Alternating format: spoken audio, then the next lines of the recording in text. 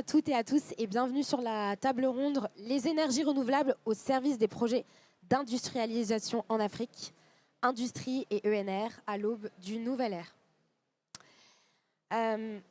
L'Afrique est aujourd'hui le continent qui connaît la croissance démographique et urbaine la plus forte. On sait que dans les 20 prochaines années, sa population active aura dépassé celle de l'Inde et de la Chine. Et pour accompagner cette dynamique, on a besoin d'une industrialisation qui soit massive et durable. Or, qui dit industrialisation, dit énergie.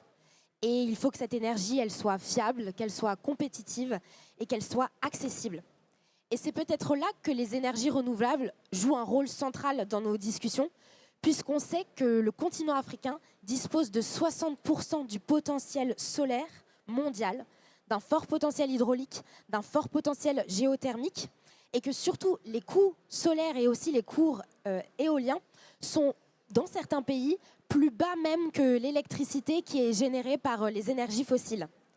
Autrement dit, les énergies renouvelables ne sont plus seulement une alternative écologique, elles deviennent aussi une alternative économique qui permettent d'alimenter les zones industrielles et de sécuriser les chaînes de valeur des pays du continent africain. Au-delà de l'électricité, on a aussi un enjeu géoéconomique, c'est-à-dire comment transformer cette abondance énergétique en levier d'industrialisation, en partenariat technologique, comment bâtir des modèles de co-développement où les savoir-faire africains et européens vont pouvoir se répondre et vont permettre d'avoir des industries compétitives, durables et internationales. C'est ces questions-là qu'on va répondre aujourd'hui avec nos trois intervenants, nos trois experts que je laisserai se présenter au fur et à mesure. Je vais commencer par vous, Marie-Laure Mazot, directrice générale de STOA. En tant que fonds à impact, comment vous identifiez les projets ENR capables d'avoir de réelles répercussions sur l'industrialisation en Afrique? Merci beaucoup Solène, ravie de vous rencontrer aujourd'hui pour parler de ce sujet qui représente chez nous plus de 55% de nos investissements. Donc aujourd'hui, la problématique, c'est pour les industriels, c'est que 40% d'entre eux considèrent qu'ils n'ont pas accès à une source d'énergie fiable sur le continent africain. Ce sont des données que la Banque mondiale, je dirais, a fournies. Nous, comment on intervient dans les ENR? C'est principalement, je vais surtout parler de tout ce qui est autoconsommation, donc pour les industriels, ce qu'on appelle CNI, donc l'énergie distribuée. À la fois, l'objectif, c'est de produire une énergie et un approvisionnement stable et résilient. C'est souvent sur des sites industriels où on arrive à fournir avec l'énergie solaire, avec ou sans batterie, au moins 25% de la capacité nécessaire pour les industriels à produire, à bénéficier de cette énergie. Ça permet souvent de réduire de 50% à 75% la consommation de fuel lourd, de diesel. Donc ça a un réel bénéfice. Le deuxième bénéfice, c'est qu'en général, c'est une énergie qui est moins chère, puisque par rapport au prix du grid qui est fourni par l'opérateur national, en général, on a entre 25, 30, voire plus du prix de l'électricité, de baisse d'économie de prix de l'électricité. Donc pour les industriels, ça a un vrai impact en fait sur leur prix de revient. Le troisième point, c'est que c'est aussi, on essaie d'avoir des structures opérationnelles et assez flexibles, stables, donc de trouver des solutions qu'on peut installer sur les sites industriels de manière pérenne et assez facile, donc en toiture, mais pas seulement. Il y a des ombrières aussi, il y a différentes techniques. Le troisième, il y a deux autres points, c'est à la fois, on essaie aussi et je donnerai un exemple sur la prochaine question, on essaie aussi de donner accès à cette énergie fiable et moins chère à des PME locales. On a notamment un opérateur CNI qu'on accompagne qui s'appelle Candy Solar, qui est présent en Inde et en Afrique du Sud. Et vraiment, son segment, c'est un paiement as a service, enfin énergie as a service. Donc c'est vraiment un leasing et il n'a pas de coût d'entrée en termes de CAPEX. Et la dernière chose, c'est qu'on essaie quand même d'être inclusif. Donc aussi, dans ces entreprises qu'on accompagne, il y a quand même un pourcentage de femmes qui travaillent et qui installent ces panneaux solaires et qui les maintiennent ou les opèrent, qui est de plus en plus important. En tous les cas, c'est un de nos leitmotifs. Voilà. Merci. Vous avez donc évoqué plusieurs critères. On sait que quand on parle de développement durable, il y a le développement économique. Il faut que le développement soit soutenable. Il faut aussi que socialement, il aide à une amélioration, qu'il y ait une structuration. Ça, ce sont les différents ODD. Je vous apprends rien. Voilà. Anderson, est-ce que vous pouvez partager une expérience où les énergies renouvelables ont permis de structurer un écosystème industriel en intégrant une production centralisée et aussi un réseau local chez EDF Power Solutions? Merci. Bonjour à tous. Donc, Awa Anderson, donc je suis le responsable communication Afrique du groupe EDF, donc maintenant EDF Power Solutions. Alors, sachez que dans un premier temps, EDF et l'Afrique, c'est une longue histoire. Donc, ça fait plus de 50 ans que nous intervenons en Afrique sur des projets. Donc, on participe, on va dire, à la transition énergétique en Afrique. Mais moi, j'ai envie de dire que cette transition énergétique, c'est plutôt accéder à une énergie propre. Alors, pour répondre à votre question, l'exemple le plus prenant, c'est le développement de la centrale biomasse en Côte d'Ivoire, donc une centrale qui s'appelle BioVea, donc qui va être la première centrale biomasse en Afrique de l'Ouest. Donc, EDF développe et construit cette centrale. Donc, l'innovation et comment je pourrais dire ça, l'ingéniosité de ce projet, elle est sur 3 axes. Le premier axe, bien sûr, on va permettre un développement énergétique puisqu'on va injecter 350 gigawattheures au niveau du réseau ivoirien. Ensuite, sur le plan économique, pour répondre à votre question, donc il y a un double impact puisque ce projet va permettre effectivement pour 12 000 planteurs de développer leurs revenus à 10 à 15%. D'accord. Et surtout, on va permettre avec ce projet-là de permettre à 1,7 million de personnes d'accéder à l'énergie propre. Ensuite, le troisième axe, qui est plutôt d'un ordre écologique, puisque donc, les résidus donc, de ce projet donc, permettront effectivement de réduire des gaz à effet de serre, donc qui rentreront complètement dans le projet donc, de la Côte d'Ivoire pour vraiment réduire tout ce qui est bas carbone. Quand je dis ça, effectivement, voilà, transition énergétique, économie circulaire, c'est un projet vraiment de grande envergure qui aura sur 25 ans, va permettre à la Côte d'Ivoire justement de répondre à cet axe d'écologie et d'économie et surtout énergétique. Voilà, donc EDF, on en parlera pour la deuxième question, mais c'est vrai qu'on s'inscrit complètement aux côtés donc, du gouvernement à travers ce projet de biomasse. Alors je ne sais pas si tout le monde est adepte de la biomasse ici. Je ne sais pas. Oui, peut-être expliquer ou voilà, voilà, rapidement. Hein, donc, on va produire donc de l'électricité à partir donc de déchets agricoles, donc qui permettront d'avoir une énergie propre. Donc, quand on parle de biomasse, c'est la même chose que, on va dire, le solaire, l'hydro et autres. Et donc, EDF Power Solutions s'inscrit complètement donc dans ces énergies renouvelables à travers ces projets en Afrique. Merci Anderson. On reste en Côte d'Ivoire et on va plutôt parler solutions. Parce qu'on parle beaucoup d'énergie renouvelable, mais pour que les énergies renouvelables soient mises en place, il faut des solutions adaptées. Alors, Rufus, DG de Smart Energy, comment Smart Energy met en lumière le potentiel énergétique des industriels en Côte d'Ivoire grâce à des solutions renouvelables, notamment adaptées en off-grid? Merci Solène. Rufus Kouan, directeur général de Smart Energy, qui est une filiale du groupe Eranov, qui est un groupe de délégation et services publics essentiellement de 10 000 employés dans plusieurs pays africains. Et nous sommes justement la filiale qui travaille sur les sujets de transition énergétique, essentiellement pour accompagner les acteurs CNI, Commercial Industrial, dans leur transition énergétique. Et en parlant de solutions, chez Smart Energy, comme on en avait déjà discuté par le passé, nous considérons que le renouvelable, s'il n'est pas consommé de manière efficace, est aussi un problème pour la planète. Donc même le renouvelable, il faut l'utiliser de manière efficace. Ce qui fait que notre approche pour les clients CNI, ce n'est pas juste du renouvelable, mais c'est d'abord de l'efficacité énergétique avant de faire du renouvelable. Ce qui permet d'avoir, je dirais, deux bénéfices.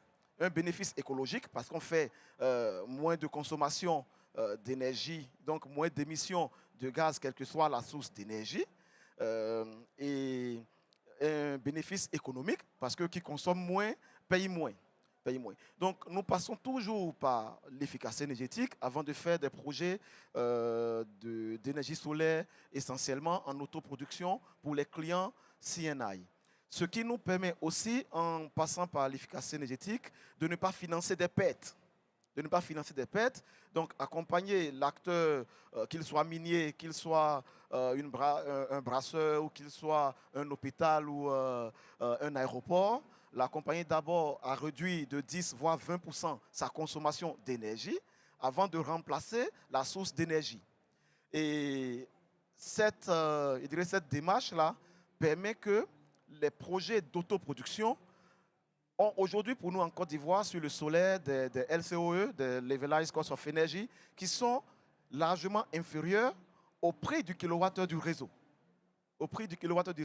Ce qui nous permet donc pour nos clients industriels de pouvoir les accompagner plus facilement au financement parce que le coût de l'énergie qu'ils produisent étant inférieur au prix du kilowattheure du réseau, c'est dès le début un partenariat, je dirais win-win, autant pour le client CNI que nous.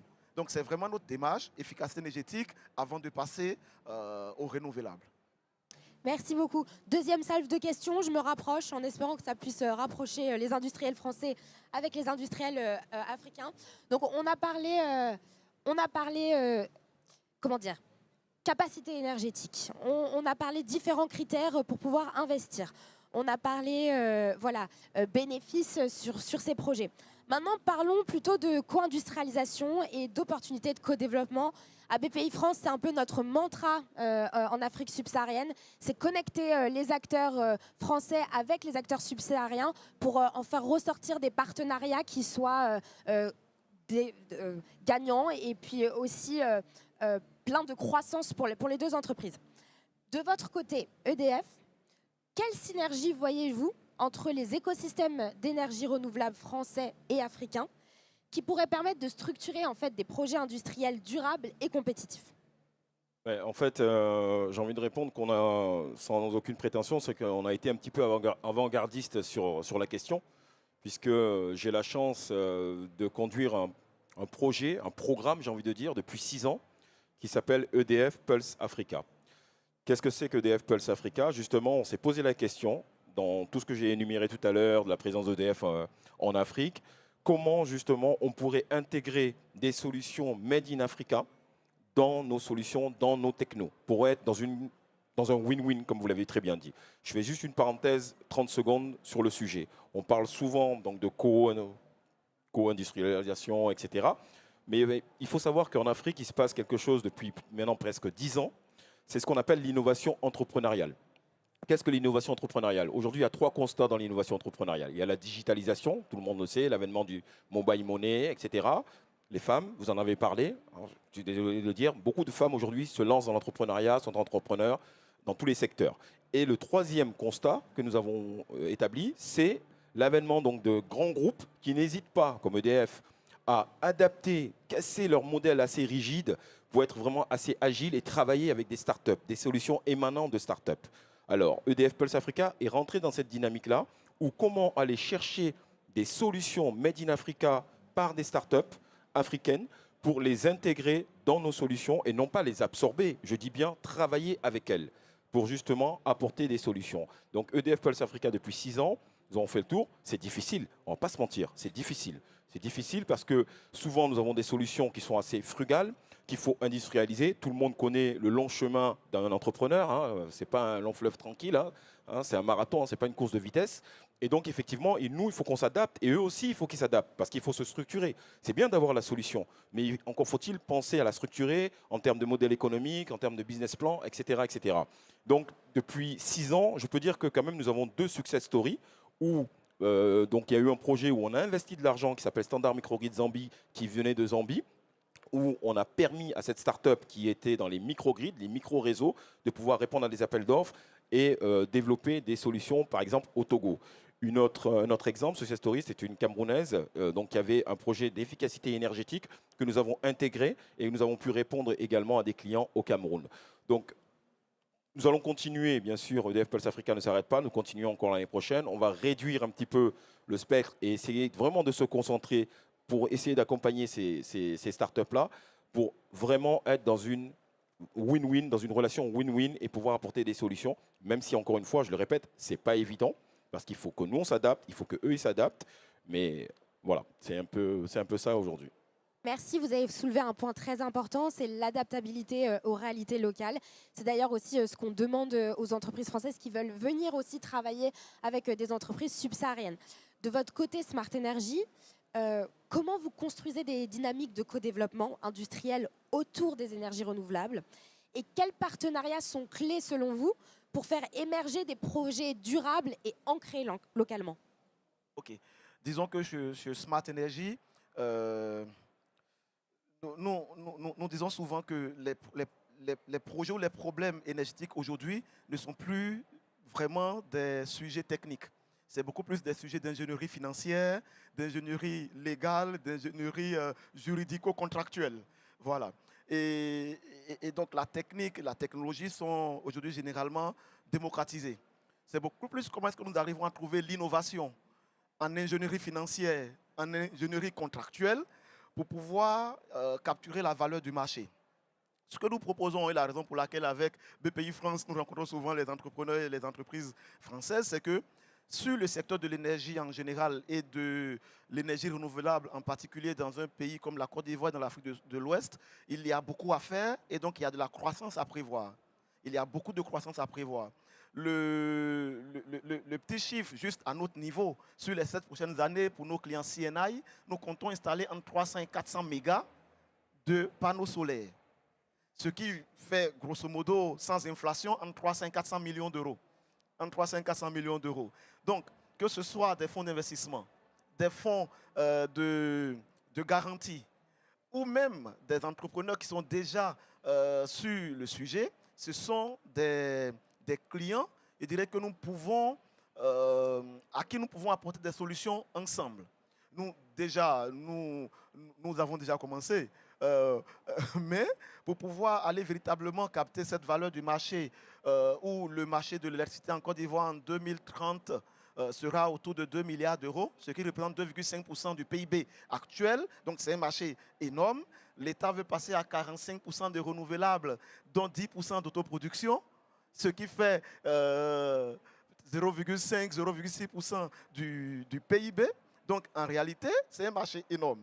Donc les partenariats que nous recherchons aujourd'hui ou que nous construisons aujourd'hui, c'est essentiellement ceux qui sont prêts, soit dans des SPV, à pouvoir lever de l'argent avec nous pour pouvoir apporter les solutions à nos clients, et ou les entrepreneurs qui ont déjà développé des solutions autant d'efficacité énergétique mais aussi d'énergie renouvelable et qui ont besoin de s'exporter, parce que l'innovation, ce n'est pas seulement le fait de créer quelque chose de nouveau, nous pouvons aussi introduire sur des nouveaux marchés ce qui est déjà fait ailleurs. Donc ces entrepreneurs-là qui veulent ouvrir de nouveaux marchés, co-construire ce marché-là avec nous, c'est ces entrepreneurs que nous recherchons aussi.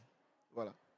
Merci beaucoup. J'espère que dans la salle et dans l'assistance, et puis après en replay, sera un petit écho chez certains entrepreneurs pour venir, voilà, à la fin de la table ronde, pouvoir poursuivre les échanges et pourquoi pas conclure des deals que BPI France aura le plaisir d'accompagner. On a eu beaucoup de best practices, on a eu beaucoup de projets qui ont été mis en place ou qui ont été dessinés. De votre côté, Marie-Laure Mazot, comment STOA, je rappelle, Fonds à impact, accompagne le développement des projets ENR industriels en favorisant des modèles de co-développement avec des acteurs locaux, toujours dans le segment du CNI que vous nous avez présenté tout à l'heure? Alors, je vais revenir sur le segment du CNI parce que c'est quand même un des axes de développement majeurs sur lesquels on essaie de consolider sur 2 plateformes qu'on a, un qui s'appelle Équateur Énergie, l'autre qui s'appelle Candy Solar. Donc il y en a un qui est basé, donc Équateur Énergie, et j'y reviendrai, est une plateforme basée en Afrique de l'Ouest essentiellement, qui a aujourd'hui 60 MW pic installés, qui vise 300 MW, avec lequel on a un partenariat avec un autre fonds d'investissement sud-africain et aussi avec un développeur qui s'appelle IBL Energy, donc une société mauricienne.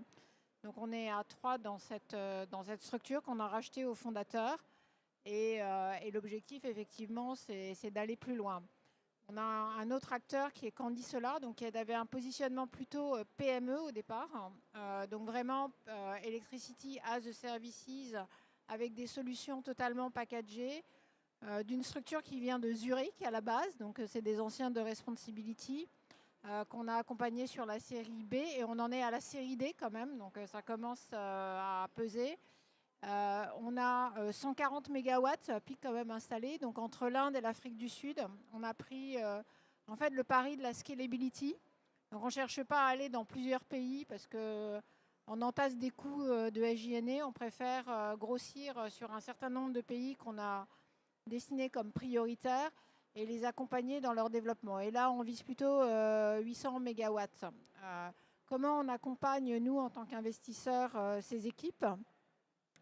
On les accompagne d'abord dans la structuration des projets et des levées, à la fois d'equity. Je parlais de la série D qu'on est en train de monter sur Candy Solar, mais aussi de dette, où on les a aidés pas mal à refinancer leurs dettes et à optimiser leur structure. Ça, c'est la première chose.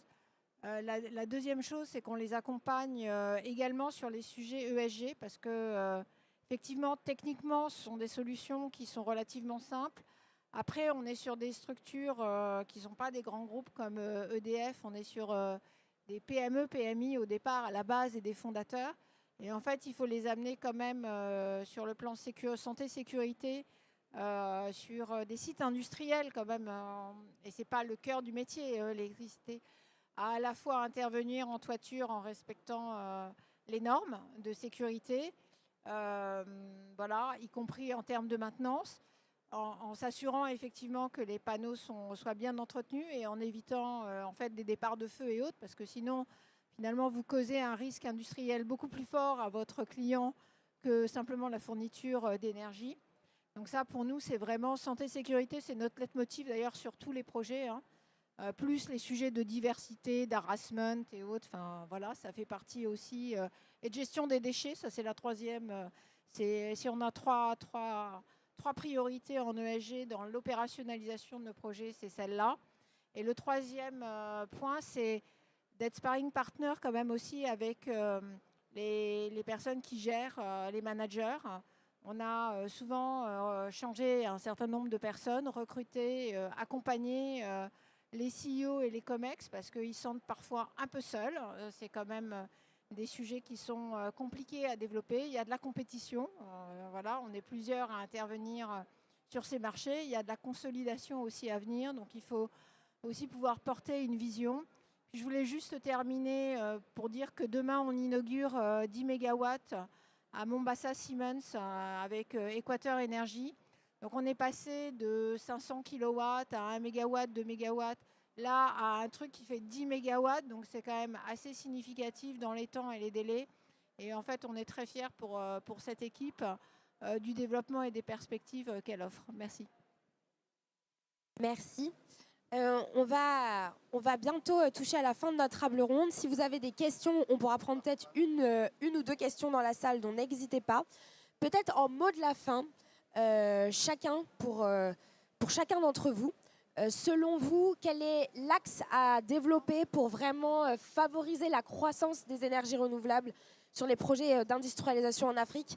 Ça peut être un axe social comme la formation, ça peut être un axe technologique, ça peut être un axe financier. Mais voilà, selon vous, quel est l'axe qui est primordial ou sur lequel il faudrait accentuer pour que les énergies renouvelables permettent d'être de plus en plus un levier de croissance pour les industries africaines?